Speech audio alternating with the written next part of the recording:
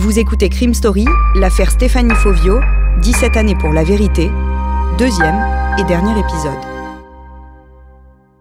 Le mercredi 24 mai 1995, Stéphanie Fauvio, une étudiante de 18 ans, est retrouvée morte dans la salle de bain du studio qu'elle loue avec une amie pour faire ses études à Lille.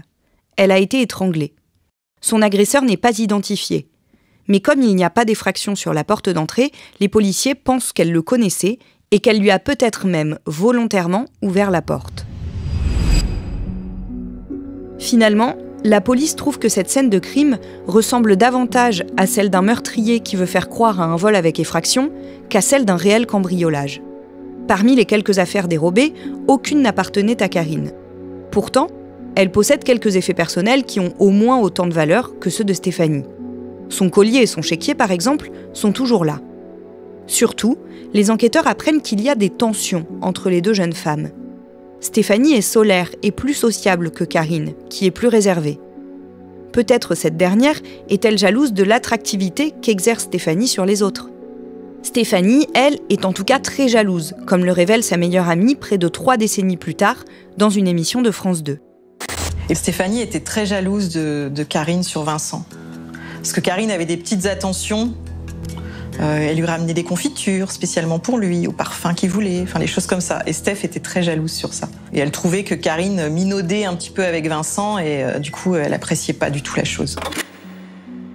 Elle trouve que Karine a beaucoup d'attention pour son petit ami Vincent. Beaucoup trop. Elle la soupçonne de le draguer et n'apprécie pas du tout. Les enquêteurs pensent qu'il peut y avoir, dans cette relation de colocation un peu volcanique, un mobile. Karine est donc soupçonnée. Elle est entendue une première fois, puis une deuxième. Tout au long de la procédure, elle sera placée en garde à vue 3 fois et entendue 8 fois. Mais elle niera toujours être impliquée dans la mort de sa colocataire.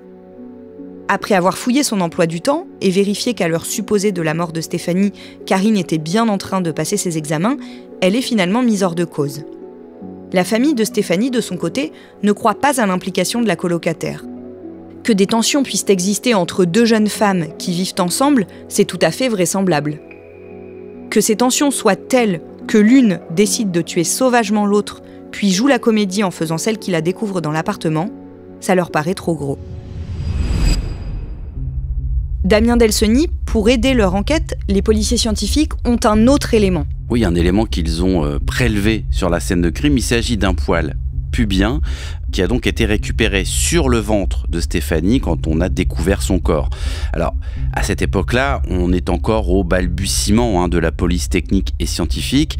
Les enquêteurs n'ont pas forcément encore tous les bons réflexes.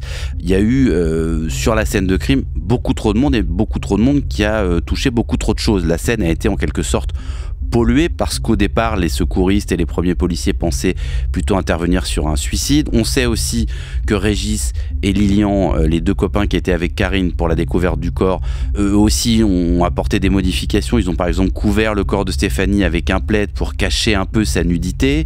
Il y a eu un peu de pollution, même beaucoup de pollution en termes de fibres et d'ADN qui ont été laissés un peu partout. Mais malgré tout, ce poil qui est sur le ventre de la victime, il est conservé et il est placé sous scellé. Sauf qu'on est en 1995 et qu'il n'y a pas, à cette époque-là, de fichier qui recense les ADN. Non, pour ça il faudra encore attendre pas mal d'années. Alors on peut quand même effectuer quelques examens, des comparaisons à partir de ce poil. Et après avoir écarté la thèse du cambriolage, les enquêteurs vont évidemment penser que le mobile du crime peut être d'ordre sexuel, même si, on l'a vu à l'autopsie, il n'y a pas de violence sexuelle, mais c'est peut-être une tentative de viol qui s'est transformée en meurtre. Et puis il y a quand même ces coups qu'a reçus Stéphanie, notamment sur les jambes. Alors si le mobile est sexuel, ce poil évidemment peut appartenir à l'agresseur. Donc, tout simplement, en quelque sorte, les policiers vont comparer l'ADN de ce poil avec celui des hommes qui font partie de l'entourage de Stéphanie, son père, son frère, son petit ami. Les résultats sont négatifs et donc le cercle de personnes avec lequel l'ADN du poil est comparé s'élargit de plus en plus. Ah oui, logiquement, on va finir par tester des gens qui sont de moins en moins proches de Stéphanie. Tout ça prend du temps. Les analyses ADN, c'est long. Ça prend des semaines d'analyse, d'interprétation des résultats, des mois même parfois. Et puis, évidemment, dans ce cercle de nouvelles personnes qui sont testées, il y a Lilian et Régis, les deux copains de Karine qui étaient là au moment de la découverte du cadavre. Eux aussi vont être prélevés, testés, mais le résultat est toujours le même. Il est négatif. Ce poil n'appartient pas à des personnes de l'entourage proche ou même un peu plus éloignées de Stéphanie. La famille de Stéphanie, elle, a des doutes sur un personnage dont on a parlé au tout début de ce podcast, c'est Lilian. Alors Lilian, pour rappel, c'est le petit ami de la sœur de Karine, la colocataire de Stéphanie. La particularité de Lilian, c'est qu'il fait partie de ces 3 personnes qui sont entrées dans l'appartement le jour de la découverte du corps, non seulement dans l'appartement mais aussi dans la salle de bain où se trouvait le corps de Stéphanie. C'est aussi donc le beau-frère de Karine puisqu'il est fiancé à sa grande sœur. Et la famille de Stéphanie, la victime, sait que Karine s'est déjà plainte du comportement de Lilian, notamment parce qu'il était venu dans son lit une nuit. Lilian a déjà commis des attouchements sur Karine. Pour rire, dit-il. Stéphanie, elle, n'aime pas beaucoup se retrouver seule avec lui. Évidemment, il fait partie des hommes auditionnés par les policiers. Mais au moment du meurtre, il était à Lens, dans le Pas-de-Calais, à une trentaine de kilomètres de Lille, avec sa compagne. Dès qu'il a quitté son logement, c'était pour rejoindre son père, avec lequel il devait travailler ce jour-là. Il ne peut donc pas avoir tué Stéphanie. Par ailleurs, les comparaisons entre son ADN et celui du poil pubien sont négatives. Lilian a donc à la fois un alibi et la science de son côté. Par rapport à cela, les suspicions de la famille Fauvio ne pèsent pas lourd. Les semaines puis les mois passent sans que le coupable ne soit trouvé. La mère de Stéphanie a bien compris que s'il ne se passe rien, la procédure concernant la mort de sa fille finira par être classée sans suite. Ou pire, par être prescrite. Et c'est ce qu'elle redoute le plus.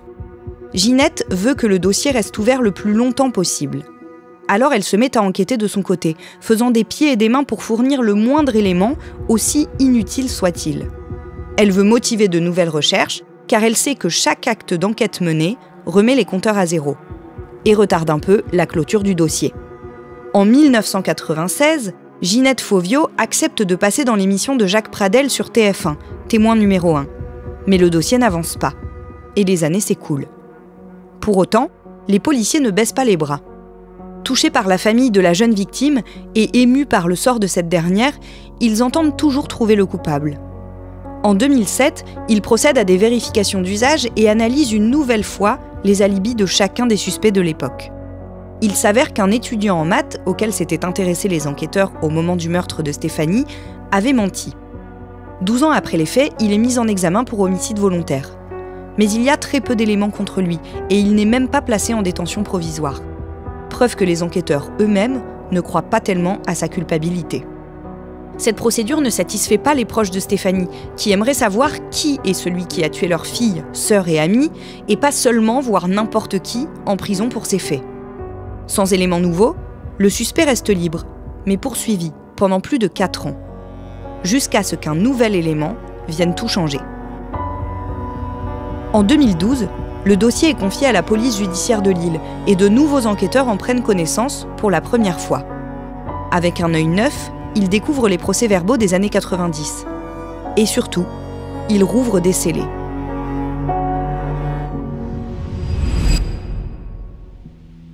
Damien, le juge d'instruction, décide de faire analyser le peignoir que portait Stéphanie au moment où elle a été tuée. Curieusement, ce peignoir, il n'avait fait l'objet d'aucune expertise, d'aucune analyse depuis le début de l'enquête. Alors c'est toujours le juge d'instruction qui décide des analyses, des expertises. Alors souvent il y a une question de budget parce que ces examens-là coûtent assez cher et on ne le fait pas systématiquement. Mais là, en 2012, la police scientifique d'abord a fait beaucoup de progrès et le juge d'instruction se dit que ça vaut le coup cette fois-ci d'utiliser ce scellé, ce fameux peignoir que portait Stéphanie au moment où elle a été tuée. Et ça va lui donner raison, cette initiative, puisqu'un nouvel ADN est trouvé, un ADN de contact et surtout un ADN masculin qui se mélange avec le sang de Stéphanie qui était présent sur ce peignoir. Cet ADN match avec celui d'un mégot de cigarette retrouvé à proximité de Stéphanie le jour de sa mort. Un mégot de cigarette qui a été fumé par Lilian, le frère de Régis, celui qui avait accompagné Régis et Karine dans l'appartement au moment de la découverte de Stéphanie. On est donc 17 ans après les faits. Qu'est devenu ce Lilian ? Alors, il est marié avec la sœur de Karine, qui était déjà sa compagne à l'époque. Il est père maintenant de 2 enfants. Il a vécu une vie a priori sans incident majeur, en tout cas avec la justice, d'autant plus qu'il est devenu adjudant-chef de gendarmerie et qu'il est affecté depuis août 2012 au service des télécommunications de la gendarmerie des Alpes-Maritimes, où il est informaticien, c'est sa compétence. Donc évidemment, comme il est gendarme, il n'a jamais fait parler de lui au niveau judiciaire. Néanmoins, les policiers de la PJ de Lille décident d'aller l'interpeller. Ça se passe le lundi 12 novembre 2012, à côté de Nice, là où il vit. En garde à vue, Lilian Legrand passe aux aveux. Oui, il est venu ce matin-là voir Stéphanie qu'il convoitait secrètement. En repoussant ses avances, elle serait tombée accidentellement, la tête contre la baignoire. Paniqué, Lilian aurait alors maquillé l'affaire en cambriolage qui aurait mal tourné, étranglant et frappant Stéphanie avec la tringle du rideau de douche. Quelques questions plus tard, il change de version.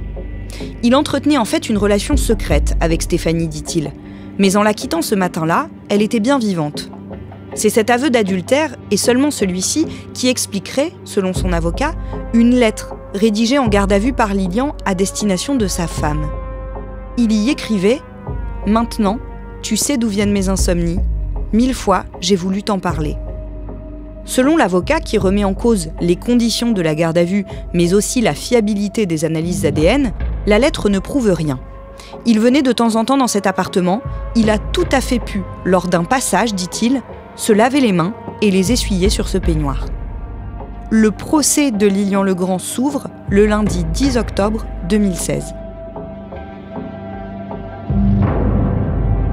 C'est un procès très attendu par les parents de Stéphanie Fauvio. Imaginez, cela fait 21 ans qu'ils attendent de connaître la vérité sur le meurtre de leur fille. Et première mauvaise nouvelle, l'accusé conteste à nouveau les faits ce matin. Lilian Legrand, gendarme à Nice jusqu'en 2012, date de son emprisonnement et de son arrestation, est arrivé ce matin dans le box en fuyant le regard des parents de Stéphanie.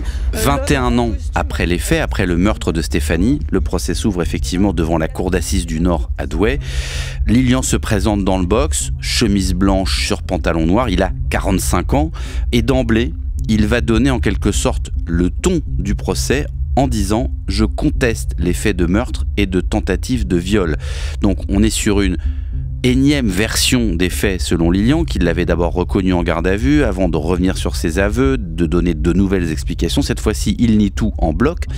Il s'appuie beaucoup, notamment sur le témoignage de sa femme, qui va décrire un homme qu'elle connaît depuis très longtemps, avec lequel elle est mariée depuis 1997, et qu'elle va décrire comme un mari très doux, gentil, serviable, expliquant « Nous avons eu 2 filles, je n'ai rien d'autre à ajouter ». La femme de Lilian, Sandrine, nous l'avons déjà dit, c'est aussi la sœur de Karine. Oui, Karine qui était la colocataire de Stéphanie dans l'appartement de Lille. À l'époque, Sandrine et Lilian étaient donc encore étudiants. Eux aussi, ils travaillaient en alternance. Ils s'étaient rencontrés en 91 et vivaient déjà en couple. La semaine à Lens et les week-ends chez mes parents, décrit-elle.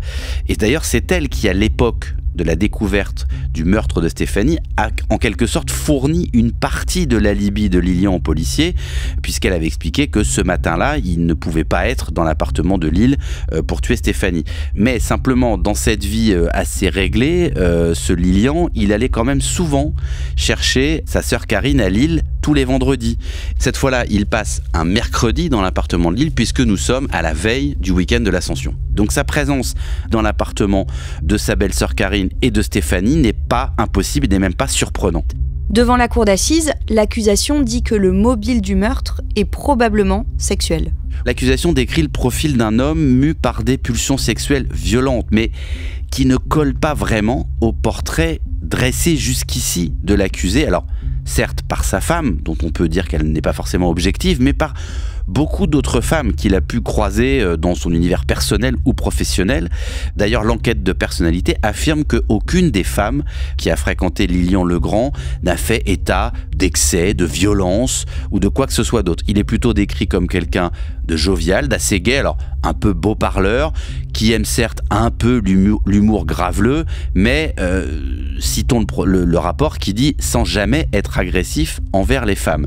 Alors, dans ce tableau, il y a quand même une ombre. Cette ombre, c'est Karine, la colocataire de Stéphanie, qui est donc sa belle-sœur. Elle s'était déjà plainte, très jeune, du comportement de Lilian. Elle fait état de gestes furtifs lorsqu'ils étaient ados. On l'avait dit, il y avait aussi une nuit où il était venu se mettre dans son lit avec elle, sans lui demander son avis. Elle parle, Karine, d'un comportement malsain, tellement malsain qu'elle s'est éloignée de sa sœur pendant plusieurs années à cause de Lilian. C'est là-dessus que l'avocat général va beaucoup s'appuyer pour, dit-il, amener la preuve que ce Lilian, il y a le Lilian que sa femme connaît, que d'autres femmes connaissent, et puis il y a une face cachée de cet homme, une face beaucoup plus sombre. Pendant la suite du procès, Lilian Legrand apparaît désinvolte. Oui, alors après 3 jours de procès, il est invité à s'expliquer sur les innombrables versions qu'il a livrées de sa garde à vue jusqu'à l'audience. Et il a des réponses qui sont un peu désarmantes, un peu fuyantes, sur un ton assez désinvolte. Il accuse en plus plein de gens, il reparle de sa garde à vue, il dit qu'en fait, il a avoué parce que évidemment on lui a mis la pression, on lui a promis qu'il allait sortir, on lui a dit mais il y a ta femme aussi en garde à vue, il a pensé à ses enfants, enfin il mélange un peu tout. Finalement, il charge un peu tout le monde sauf lui. Et dans la salle d'audience, personne ne croit vraiment à la version qu'il donne. Le vendredi 14 octobre 2016, plus de 21 ans après le meurtre de Stéphanie Fauvio, Lilian Legrand est condamné à 30 ans de réclusion criminelle.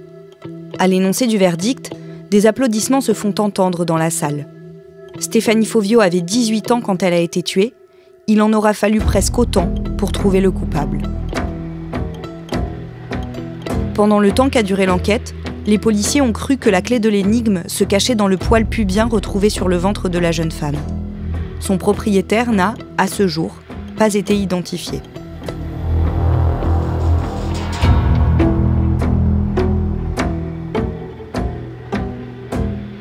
Vous venez d'écouter Crime Story, le podcast fait divers du Parisien, avec à la production Thibault Lambert et Raphaël Pueyo, à la réalisation Julien Moncouquiol et à la rédaction en chef Jules Lavie. Un épisode que je vous raconte avec Damien Delseny et un podcast à retrouver chaque samedi sur le site leparisien.fr et sur toutes les plateformes d'écoute. Si vous aimez Crime Story, vous pouvez nous le dire en nous laissant des commentaires ou des petites étoiles. Vous pouvez également écouter tous les jours Code Source, notre podcast d'actualité. Et pour ne rater aucun épisode, n'oubliez pas de vous abonner.